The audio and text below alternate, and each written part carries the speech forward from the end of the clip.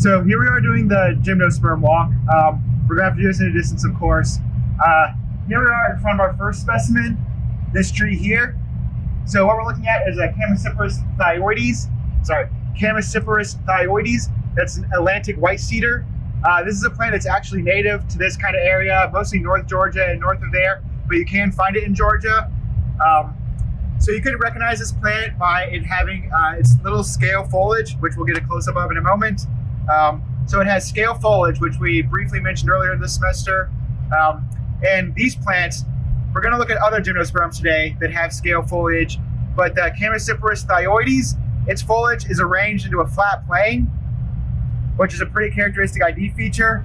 Again, we'll get it closer up in a moment. Additionally, the sprays being arranged in a flat plane like you see here. Another way you can use to identify it is the reproductive structures it has. So Gymnosperm thyoides has small cones, we'll get closer to in a moment, that are maybe about a centimeter, a half centimeter across, that are pretty round, kind of globular or spherical.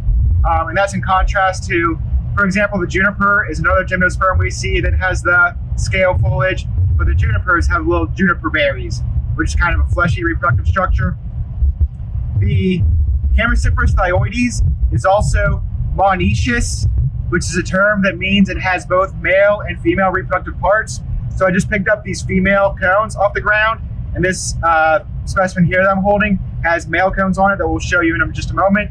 And that's, again, in contrast to something like a juniper, for example, is dioecious, has separate male and females individual that cannot produce both reproductive parts on the same plant. So here we can see a close-up of the Gymnosperm thyoides, the Atlantic white cedar. So as I mentioned, the sprays are arranged in kind of a flat plane, and that's in contrast to the juniper we'll see in a moment. That's a little more haphazard, kind of goes all over. Also, to mention again, these have the scale foliage, which is a really small type of foliage, and these are evergreen. Again, these are native to this area. You find them in North Georgia, and this little brown structure here is the male cone, and that's in contrast to these right here, which are the female cones I was just able to find on the ground. So again, as I mentioned, these are maybe half centimeter in diameter, where the male cones are like maybe a millimeter. And these can both be found on the same plant in this specimen. Again, to reiterate, this is a monoecious plant. Both male and female parts are on one plant, monoecious, in contrast to something like the juniper, where they're on separate plants, being dioecious. So here we have the next plant on our walk. We have three of them here. This is a Juniperus virginiana. Technically, it'd be called a juniper, but it typically goes by the common name Eastern red cedar. So this is a little bit similar to the Gymnosperm thyoides in that it has little scale foliage that's evergreen. But this one, as I mentioned previously, in contrast to the Gymnosperm thyoides, the Atlantic white cedar, where the branches are arranged in flat planes, this one, we'll get you close in a second, this one's arranged much more kind of all over the place, much more three-dimensionally exciting. So this is another plant that's native to this area. These are really common. They're pretty weedy. You can find them all over the state. They're really prevalent. Like I said, they're practically weedy. I'm sure I can find some seedlings around here if I were to look. But they're a great native plant. They're good in the landscape, and they have really beautiful wood that you often see used in woodworking and used in lumber. But yeah, great native plant. So here we are looking at the Juniperus virginiana, the Eastern red cedar. So as I mentioned, this one has that small scale foliage like we saw with the Gymnosperm thyoides. It almost looks like a braid if you look at it like very, very closely. But this one, as I mentioned previously, in contrast to the Gymnosperm thyoides, where it's arranged in a flat plane, here it's arranged a little more three-dimensionally with a little more branching. So as I mentioned previously with the Gymnosperm thyoides, the Gymnosperm had both male and female parts on the same plant. So that plant was monoecious. Unfortunately, this specimen doesn't have any reproductive structures on it, but the Juniperus virginiana, is dioecious. The male structures and the female structures are found on separate plants, and they're always found on separate plants. So that is something that you can try to look at for an ID feature, but it's not necessarily always present like you see here. So here we have another specimen of a Juniperus virginiana. an eastern red cedar. Has the scale foliage, the sort of branching structure that goes all over. But here we have some examples of what are sometimes called juniper berries, but this is a gymnosperm, so it's not a true berry, which is a type of fruit. These are technically fleshy cones. So like we've seen with the other cones so far, this is a similar structure to that, even though it's not woody, it's fleshy. So just keep that in mind as you're referring to these structures. Sometimes, as I mentioned, they're colloquially referred to as berries, but they're technically cones. But these structures, these fleshy cones, are used to create gin. So you can actually press, the juice out of these and, use that to create the liquid gin. So that's where that flavor comes from. That really tastes like the juniper, the plant they come from. So here we have another example of the Juniperus virginiana, the eastern red cedar. And here you can see the male cones on it that shed the pollen. So here's just another example of how the male cones and the female cones, the fleshy cones that we saw earlier, they are on separate plants. Just to point out the obvious, since you guys can't see on video, we are at a very different plant. We just walked quite a distance to a different plant. So just to illustrate the point, the male cones we see now and the female cones we saw previously are on separate plants. So this is an example of a dioecious organism. So here we have the next plant that we're talking about, this guy above me. So this is Pinus virginiana. This is the first pine we're going to see today. Depending if we are showing these in the order of me saying them. Pinus virginiana, known as Virginia pine. This is another one that's native to this area. You can find it wild in Georgia, growing in forests. So pines have needles, in contrast to the scale leaves we've been seeing previously. So the needles generally come in clusters that are called fascicles. Looking at the Pinus virginiana, and we'll give you a close-up in a second, these needles come in bundles of 2. So the fascicles have 2 needles per bundle. And these needles, a really good key ID trait for the Pinus virginiana is that the individual needles are twisted. They're twisted like a corkscrew. And that can be a little hard to see, but once you look at it in contrast to the shortleaf pine that has 2 needles per fascicle and straight needles, then the contrast is a little more evident. So pines, as you can tell, as you can see here, pines have pine cones. And this plant, looking at it up close, I can see this pine cone is the female structure. It also has the male cones on it, which means that this plant is an example of a monoecious plant that has the male and the female structures on the same plant, as opposed to being on separate plants. So here we are looking at the Pinus virginiana up close, the Virginia pine. As I mentioned, the leaves on this plant are needles, and the needles in pines come in bundles called fascicles. So you can see one here. So this plant has 2 needles per fascicle, as you can see. And the needles, it can be kind of hard to see, but these needles are actually twisted, kind of corkscrewed. Let's see if I can find a better example.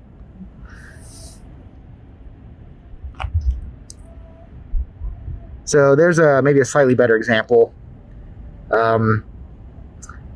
So these needles are a little bit twisted, and they might not look very twisted here, but once you see them in contrast to the shortleaf pine, Pinus echinata, that has 2 needles per fascicle, but they're not twisted, the contrast is a little bit more evident. So as I mentioned previously, you can see the pine cone on this pine. So this one's pretty small. You can use the characters of the pine cone to identify the plant. So this one's, maybe a few inches. As contrast to some of the other pines we'll see have much larger pine cones. So here we have the female reproductive structure, the pine cone, and here at the tips of these branches here, the little cluster of small cone-like structures. Those are the male cones that are developing and maturing now. They're not mature currently, but come spring, if you're familiar with spring in Georgia, where everything's covered in pollen, a lot of this is due to the pines in this area that produce a huge amount of wind-dispersed pollen from the male cones that you see right here.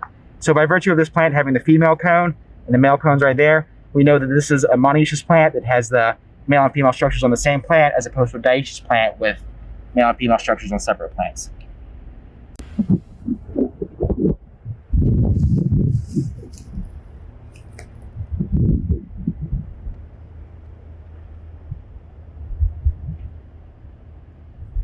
So here we have the next pine species we're going to talk about.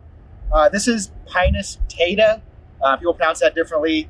I pronounce it Pinus taeda. Sometimes you'll hear it taeda or something like that. But it has a common name, loblolly pine. loblolly pine. And this pine is one of the most common pines you see in this area.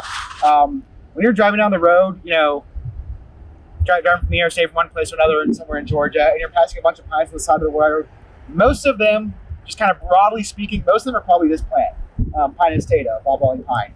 So as you can see here, the needles are, more than 5 inches, less than 10 inches, kind of a medium length. The Pinus virginiana and the shortleaf pine, Pinus echinata, they both have shorter needles, where this one sort of has a medium length needle in contrast to the longleaf pine that we'll be seeing that has significantly longer needles.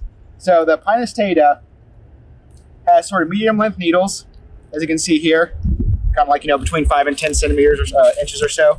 And the needles are in fascicles of 3. They're in bundles of 3. And so one way you can sort of remember that is loblolly pine. So 3 syllables, three needles per fascicle, or needles in fascicles of 3. So another way you can recognize these is they have, I think of it being like approximately fist size and shape cones. If you're from Georgia, I'm from Georgia, this is the sort of cone that you just sort of see generic kind of all the time. So these are quite a bit larger than the shortleaf pine or the Virginia pine that we saw, but they're significantly smaller than the longleaf pine. So as I mentioned earlier, looking at the cone itself and the characteristics of the cone are a perfectly reasonable ID feature when it comes to pines, which can be very effective. And also I want to point out here, as you're looking at these guys, I'm trying to find a good specimen. These also have the male cones, as you can see here, developing in addition to these female cones. So this plant would be monoecious because it has both male and female reproductive structures on it. And yeah, these are really, really super common.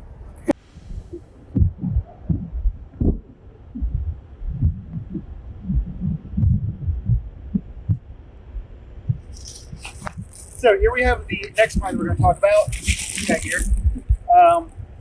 So this pine is Pinus palustris, or longleaf pine is the common name. You can sort of see where it gets the name. The needles are quite long. You generally think of them as being greater than 10 inches. You can see they're significantly longer than the Pinus taeda, the loblolly pine. But the longleaf pine also has needles and fascicles of 3, same as the loblolly pine that we just saw, Pinus taeda. So again, here, longleaf pine has very long needles that are still in fascicles of 3, similar to the Pinus taeda. So here, looking at this longleaf pine, you can see they have really, really, really big cones. These are all closed up right now because they got raw wet over the dreary weather we had for the past few days, all the rain and clouds. And pine cones actually respond in a really interesting way to how moist their environment is in.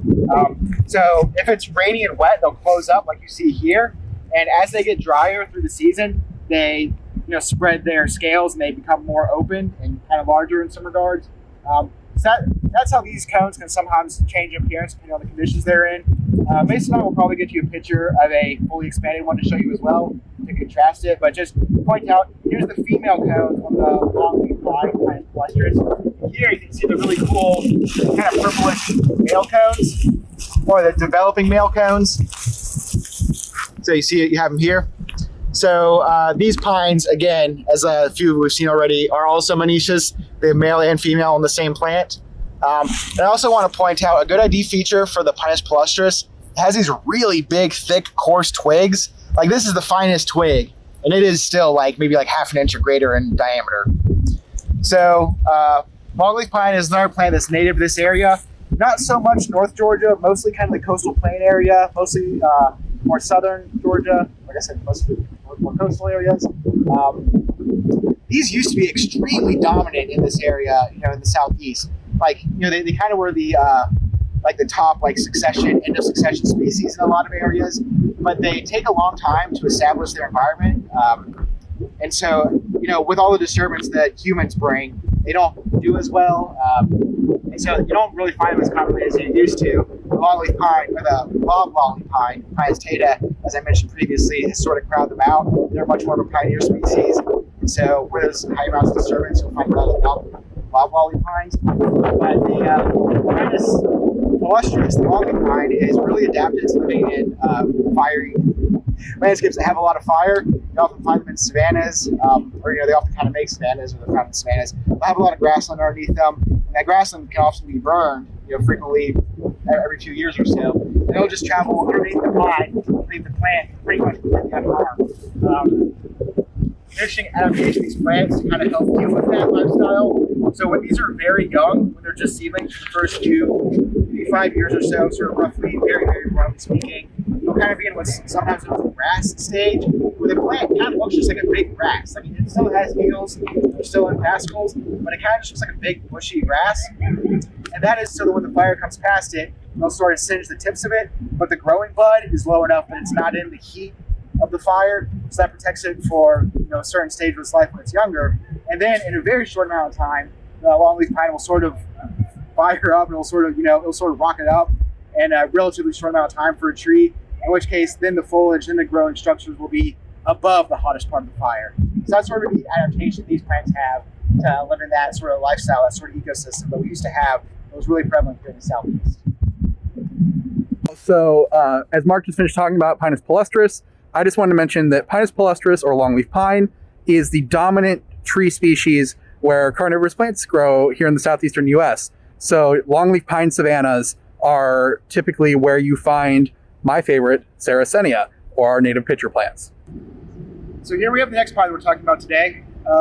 This is Pinus strobus, the white pine. This is one of my favorite pines personally. So the needles on this one are a little bit of a different color. It's very minute, it's a very subtle detail, but they're a little bit paler compared to the other pines we've seen so far, the Pinus taeda, Pinus palustris. These guys, the stomata, are a little more evident, they're a little more prominent, so that gives the leaves, the needles, a little bit more of a pale characteristic.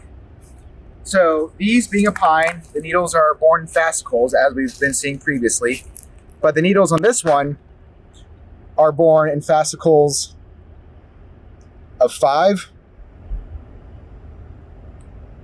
And as I hope you can tell, I just pulled off a random bundle of fascicles. I didn't have to check to make sure it had 5. This characteristic is usually very consistent.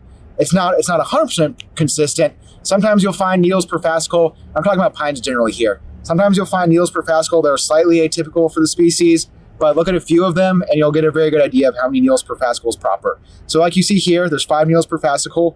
That's characteristic of the white pine, Pinus strobus. And it might be a little hard to tell, but they're definitely a little bit paler than the other ones we've seen so far. They're a little bit on the shorter side, and if you had the opportunity to feel them, they're also much softer. They're much more flexible. I personally really like this plant as a landscape plant. This is another one that's native to this area, but you generally find it a little more further north, kind of in North Georgia, in the hills of North Georgia, the Piedmont. But I think this is a really beautiful horticultural plant, really beautiful landscape plant. It has kind of unique color foliage, and it's really, it has a unique texture to it as well. So this is one I really like a lot. And talking about key ID characteristics, I'm going to show you guys the cones next. So this cone that I'm holding now is not Pinus strobus. This is an example of a Pinus taeda. I was talking previously that the loblolly pine, Pinus taeda, are like the most common ones around here. So this sort of fish-shaped one is what I think of, being from Georgia, as being kind of like a generic pine cone. Generic. That's in contrast to the white pine cone, Pinus strobus, which are much different. They're much more flexible. They're not spiky at all compared to the other ones we've seen are fairly spiky. And they often have this little white tip on the scale. It's a little bit of resin that's exuded. A lot of people would characterize it as sort of looking like bird poop. But you can see it has this little white tip on the end of the scale, which kind of helps reinforce the name, white pine. The white pine has the white tips on the scales of the cone, and the needles are also a little bit paler than the other pines you see. So those are some good key ID features. You can tell the difference for a white pine compared to the other pines. They have 5 needles per fascicle. The fascicles are quite flexible, a little bit paler, and the cones are quite unique looking compared to the other pine cones as well. So here we have the next plant we're going to talk about. There's quite a few of them in a row here, but it's this large tree you see here. So as you can somewhat obviously tell, there's no leaves on it. This is a Gymnosperm. This is a conifer that's actually deciduous. It loses its leaves in the fall, like a lot of like any other deciduous plant. But this plant has sort of feathery looking foliage. The Don Redwood has sort of feathery looking foliage. So one leaf has 2 ranks of little smaller leaflets. We can show you a picture of that or a pressing of that. But as I mentioned, there aren't any on it currently. It just has bare twigs. But the leaves on this plant are arranged opposite of each other. In contrast to alternate, we've been talking about alternate or opposite in terms of leaf arrangement. So these are opposite. So as you can see with these buds here that are directly, there's one bud directly opposite of the other bud, one bud directly opposite of the other bud. So that's a good way to identify this plant, even when it doesn't have the leaves on it, because it has these big, clear opposite buds. So I haven't said the scientific name yet. So the scientific name for this plant is a bit of a mouthful. The genus is Metasequoia, and the specific epithet is Glyptostroboides. So the scientific name for this plant is Metasequoia glyptostroboides. This is the Don Redwood. This is one of my favorite plants. Spelling it's a bit of a doozy, but it's very phonetic. You can really sound it out well. But I think this plant has a really, really cool history. So they found fossils of it as far back as the early 1900s, like 1901 or so, is when they first started finding evidence of this plant in the fossil record. And this plant was found, like I personally have fossils of it that were found here in North America. There's a huge number of fossils of this plant found across the northern hemisphere, especially here in North America. But there weren't any found at all, for the first 50 years or so after they found it in the fossil record. And it was just thought to be just another, extinct plant. Like you find a fossil of a dinosaur and, that's a neat extinct organism. They found this fossil of a plant they hadn't found any living specimens of, so they just thought, cool, another ancient fossilized plant. Approximately 50 years after they first discovered it in the fossil record in a remote valley in China in 1948, they actually found living specimens of it, just around 1,000 individuals or so. And they were able to collect seeds and spread it across the world. And it's become a really popular horticultural plant that you can find in lots of nurseries, just kind of commonly around. And here we have quite a few quite large ones. So, us being a large university, we were fortunate to be able to get some of those seeds kind of early on. So we have a lot of quite old specimen of them, relatively speaking. But this is a plant that I think is super cool. And I think it really has a cool history in terms of having thought to have been extinct and then was found to be alive. So some people might call this like a living fossil, kind of like a ginkgo, which we'll talk about a little bit later. I also want to point out that this plant has male and female reproductive structures on it. So these dangly bits here at the end, these are the male cones that are not quite mature yet, but they are still maturing. And these will shed the pollen that will then fertilize the female cones. You can see here, they're very kind of geometric. They're kind of almost cubic, but still a little spherical too. I think these cones are really, really cool looking personally. And you can find them in large numbers. I think they're a cool desk ornament. But yes, this is another plant that has male and female structures on it. So this would be another example of a monoecious plant, as you can see here, has the female cones and then the male cones. Again, as I mentioned, it's deciduous. It's lost all its leaves. And there are other conifers, there's other gymnosperms that lose their leaves in the winter. They're deciduous like this one. And one way you can tell the Don Redwood from another plant that looks similar, the bald cypress, which we'll talk about a little bit later, is the Don Redwood. I don't know how well you'll be able to tell this on video, but underneath the branches, they have what I often hear referred to as armpits. So if you have an opportunity to look at one of these trees up close, maybe we'll get a shot of one down there where it looks like a good example. You can see underneath the branches sticking out, there's a pretty significant divot. That is, when you're looking at a deciduous conifer, that divot underneath the branch kind of really specifically describes this plant, whereas there's other deciduous conifers like the bald cypress that have a more cylindrical trunk that don't have that divot underneath the branch. So if you're looking at those two plants that might otherwise look very similar, that's a good way you can tell them apart. But yeah, I think this is a really cool plant. I'm really enthusiastic about it. I really love that mouthful of a name, Metasequoia glyptostroboides. So I hope that's not too much of a nightmare spelling that one. So here we have the next tree that we're talking about. This is a Douglas fir, has a scientific name Pseudotsuga menziesii. Kind of a cool one, bit of a mouthful. So these have cones that are, so this is not a pine, so the needles are not aggregated into fascicles. They are borne individually. So as you can see here, so the needles are not in fascicles, as I just said, they come off individually. So this is a Douglas fir, as I mentioned, The one way you can distinguish firs from a spruce, for example, which look generally similar to this, I'm trying to roll this needle between my fingers, and it's not rolling. This needle is pretty flat. It doesn't really roll between your fingers very well. So the flat fir needle is one way you can sort of help keep that straight. And again, not in fascicles, they're born individually. And here we have the cones. So the cones on this one, they're not spiky like a pine cone is. They're quite a bit softer and more flexible. And as you can see, they have these little structures that come out, like a little bract here that comes out in between the scales. And this is a little structure that you see on this plant, the Pseudopseudomonzezii. Here are some more evident examples. You see this sort of this structure here. Here's another one. So you don't see this on the pines generally. That's a little bract that comes out between the scales. So that's one characterization you can use to recognize the Pseudopseudomonzezii compared to the other gymnosperms we've been looking at today. And also I want to mention that this is a plant that you can find native to North America. It's really common out west in the western United States, not so much in this area. They can grow here, as you can see, but they're not native found in this area. And I'm not sure if you're able to see on the tips of the branches, but there are actually small male cones on the tips of the branches, as well as these female cones that I found on the ground in my hand. So this would be an example of a monoecious plant that has both male and female structures on the same plant. So here we are, already the next year we're going to look at. This is a deodar cedar. It's in the genus Cedrus, and the specific epithet Deodora. So the scientific name is Cedrus deodora. And this is a true cedar compared to the Juniperus virginiana, which goes by the common name Eastern red cedar, which is not a real cedar. That's actually a juniper. This one is a true cedar. So this is a really cool plant. It's not native to North America. It's native to sort of Central Asia. Another common name for it is the Himalayan cedar. It's named to quite a few countries in that area.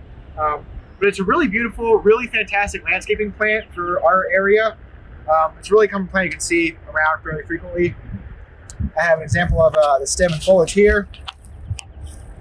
So as you may have noticed, or as you may be able to think about earlier in the semester when we were looking at the ginkgo, and it had its leaves borne on little spurs, on little fascicles. Not fascicles, little short shoots. They were born on little spurs. They're not in clusters. So this one also has needles borne on little short shoots. But this is not a pine. These needles are not in clusters. They're not in fascicles like you see on a pine. They're just on these little short shoots. So that's one really great key ID feature for identifying a Cedrus deodora, or for identifying a cedar, is that they have their needles on these little short shoots like this. And these have really, really beautiful foliage, I think, as well. Really pretty purplish, pale colored foliage that really makes for a great landscaping plant. So here you can see an example of a female cone. So this one is already shattered. So these cones develop on the stems upright. So this literally has like an axis inside of it, inside this little hole where the structure forms around it. And then as they mature, as they develop through the season, and as they're ready to shed their seeds, they do what's called shattering, and they just kind of fall apart, kind of what you see here. And the seeds are, I don't know if I'll be able to find one, but the seeds are in between these scales. They're a little bit rotted, but they are here. So this wing structure I'm trying to pry off. So it's a little rotted, and this is not a good specimen, but this is where the seeds are developed in a gymnosperm in the cone here. So you can see this is the female structure that shatters to shed the seeds. And on this plant, we also have the male cones. So here we have some examples of, similarly to like we saw with the pines, these are mature, these are from last year, whereas on the pines we saw them developing for this upcoming season.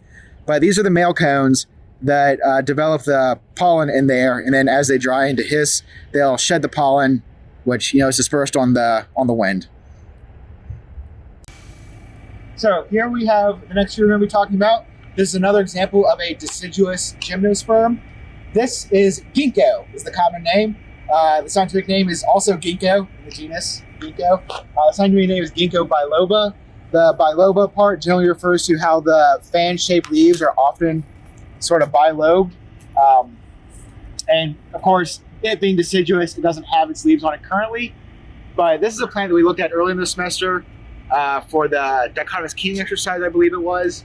And so, The green behind this is not ginkgo. That is a pine. yes, yeah. So we're just looking at this plant that's just twigs right now. So as you may remember by looking at that specimen we saw for the dichotomous key exercise, the leaves in this plant are borne on these little spurs, similarly to how we saw on the Cedrus deodora. So that's a bit of an interesting trait about this plant. And also I want to point out that this is another plant that has separate male and female plants. And typically you'd want to try to strive to get a male plant because the female structures on this plant are really, really odorous. And they smell really, really foul. And you generally want to avoid having them. And we actually have an example of a ton of the female structures here. So without knowing better, these are sort of fleshy and squishy. So you might think of these as a fruit, but since we're talking about a gymnosperm, these are not a fruit. They're just a fleshy cone. And if you see over here, you can see an example of this one large pale seed they have inside of it. It kind of resembles a pistachio. And that seed is actually edible. The flesh on the outside is rather gross. You don't want to eat that. It smells absolutely terrible. Yeah. If anyone has the opportunity, we can show you where this plant is if you want to come by and enjoy this smell for yourself. But I just want to point out that this plant, as we've mentioned, this plant is a female plant. We have other plants around us that are male plants that do not produce the fleshy reproductive structure they have no capability to.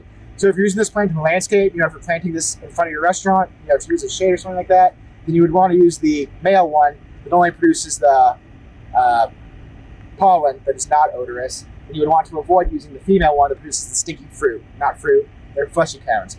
But this can actually be a bit of a catch-22 that can be really tricky to try to get ahead of time because there's a ton of seeds in the ground here. You could grab these seeds, you could grow one of these yourself from seed, but you wouldn't know the gender of it. And these things don't become sexually mature for like greater than 10 years, like 20 years down the road or so.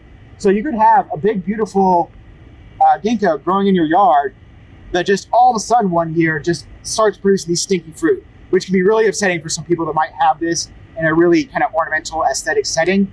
So that's one reason why if you're buying ginkgo, you might want to prioritize buying it from a reputable nursery where you know you're getting a proper male specimen to make sure you don't have to deal with that issue. Unless that's something you're interested in or you don't care about, in which case that's pretty cool. So, fun anecdote about ginkgo biloba. My alma mater, NC State, for plant teaching purposes, intentionally planted a female, but they put it next to the dumpsters by the dorms, so that whenever we went to go teach it, when it was in fruit, it smelled horrible, and you couldn't tell if it was the fruit or the dumpster.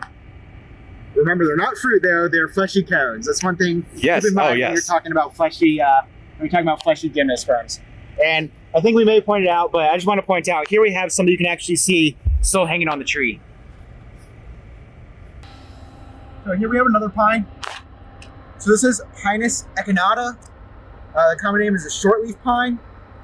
So the Pinus echinata cones superficially are very similar to the Virginia pine cones. They're slightly more rounded and they're not quite as spiky, but superficially they're very similar. The cones are a good way to distinguish them from the longleaf pine and the Pinus taeta, the loblolly pine, but they're very similar to the Virginia pine cones. They also have sort of shorter needles, kind of like the Virginia pine as well. The Virginia pine and the shortleaf pine, the needles are both approximately 2 inches or so. And also, they still have the needles in fascicles of 2, just like the Virginia pine as well. But as I mentioned previously, the Virginia pine, the key ID feature is the twisted needles, the corkscrew needles, which might not have been super obvious when you're just looking at them by themselves. But if you look at them compared to the shortleaf pine needles like you see here, you can see how these are very straight.